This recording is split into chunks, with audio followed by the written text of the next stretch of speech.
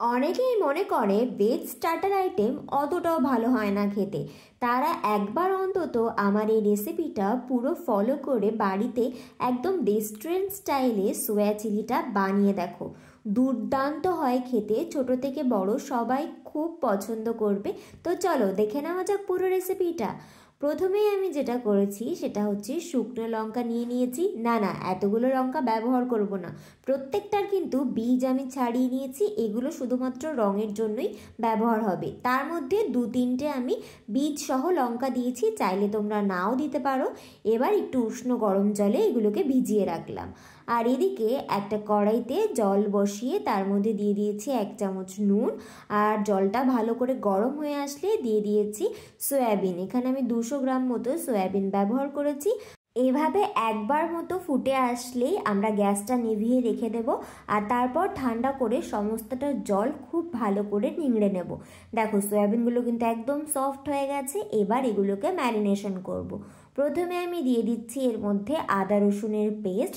তারপর যে লঙ্কাটা আমরা ভিজিয়ে রেখেছিলাম সেটা আমি মিক্সিতে পেস্ট করে নিয়েছি, সেটা দিয়ে দিচ্ছি এখানে 2 চামচ মতো।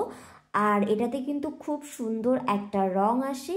আর এরপর বাইন্ডিংয়ের জন্য আমি দিচ্ছি 2 চামচ মতো কর্নফ্লাওয়ার। আর তার সাথে যাতে ক্রিস্পি হয় সেই জন্য আমি ব্যবহার করব 1 চামচ শুকনো ময়দা। দিয়ে এরপর আমি দিয়ে দেবো এর মধ্যে পরিমাণ মতো নুন। নুনটা যেহেতু সয়াবিন সিদ্ধ করার সময় ব্যবহার করেছি তাই সেই হিসাবে দেবে। আর দিয়ে দিচ্ছি অল্প করে একটু গোলমরিচের গুঁড়ো। ম্যারিনেশনটা স্মুথ করার জন্য অল্প করে একটু রিফাইন তেল দিয়ে দিয়েছি। এবার হাত দিয়ে খুব ভালো করে সয়াবিনগুলোকে মেখে নেব, যাতে সমস্ত মশলাটা সব জায়গায় সমানভাবে মেখে যায়। আর দেখো আমাদের ম্যারিনেশন কিন্তু হয়ে গেছে। এবার গরম তেলে এগুলোকে ফ্রাই করতে হবে। কড়াইতে একটু বেশি করে তেল দিয়ে তেলটা খুব ভালো করে গরম করে নিয়ে তারপর সয়াবিনগুলোকে ছেড়ে দিয়েছি। প্রথমেই নাড়াচাড়া করতে হবে না, না হলে গায়ের কোটিংটা কিন্তু খুলে যাবে। তাই হালকা এরকম ভাজা হলে তারপর এগুলোকে নাড়াচাড়া করে এপিট ওপিট সব দিকে লাল লাল করে ভেজে নিতে হবে। এরকম হালকা লাল হয়ে আসলেই তুলে নেব, না হলে কিন্তু পুড়ে গেলে একদমই ভালো লাগবে না খেতে। এরকম হালকা লালচে হয়ে আসলেই প্রত্যেকটা আমি কড়াই থেকে তুলে নিচ্ছি।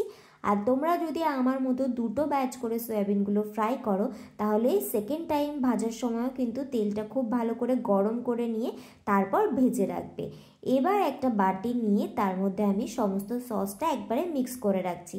প্রথমেই আমি দিয়ে দিচ্ছি বেশ খানিকটা টমেটো কেচাপ। আর তারপর এর মধ্যে দিয়ে দেব অল্প করে একটু chilli sauce, green chilli sauce ব্যবহার করছি এখানে। আর তারপর ডার্ক সোয়া সস দিয়ে দিয়েছি 1 চামচ মতো। যদি লাইট সোয়া সস হয় তাহলে পরিমাণটা একটু বেশি লাগবে। এবার সমস্তটা ভালো করে মিক্স করে রাখবো যাতে রান্নার সময় দিতে সুবিধা হয়। এবার কড়াইতে তেলের পরিমাণটা কমিয়ে নিয়ে তার মধ্যে প্রথমেই আমি দিয়ে দিচ্ছি রসুন কুচি। আর তারপর দিয়ে দেবো অল্প করে একটু আদা কুচি। এরপর যে লঙ্কার পেস্টটা বাকি আছে সেটা দিয়ে দেবো কড়াইয়ের মধ্যে। আর এটা দিয়ে কিন্তু বেশ কিছুক্ষণ ভালো করে নাড়াচাড়া করতে হবে। লঙ্কার পেস্টটা ভালো করে রান্না না হলে কিন্তু খেতে ভালো লাগবে না, আর রঙটাও সুন্দর আসবে না। দেখো সুন্দর কিন্তু কালার চলে এসেছে।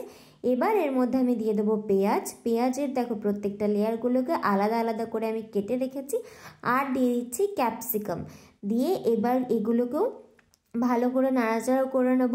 আর এগুলো ভাজার সময় কিন্তু গ্যাসের ফ্লেম থাকবে হাই, যাতে এগুলো নরম না হয়ে যায়, ক্রাঞ্চি ব্যাপারটা থাকে। আর খুব বেশিক্ষণ ভাজবো না, একটু নাড়াচাড়া করে নেবো যাতে মশলার সাথে মিশে যায়।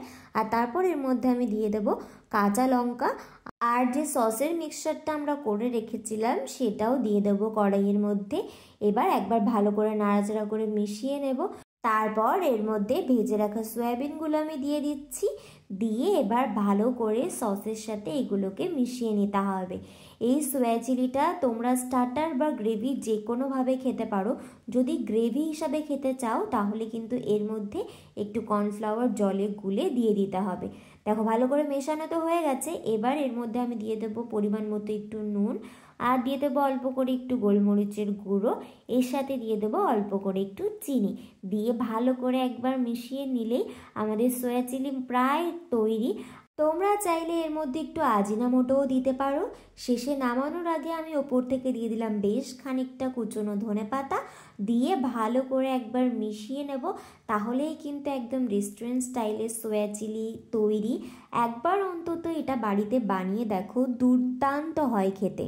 আর যদি তোমাদের আমার ভিডিওটা ভালো লেগে থাকে তাহলে কিন্তু অবশ্যই একটা লাইক করে দিও, চ্যানেলটা সাবস্ক্রাইব করে বেল আইকনটা ক্লিক করে রেখো, যাতে নতুন ভিডিও আসলেই তোমার কাছে নোটিফিকেশান পৌঁছে যায়।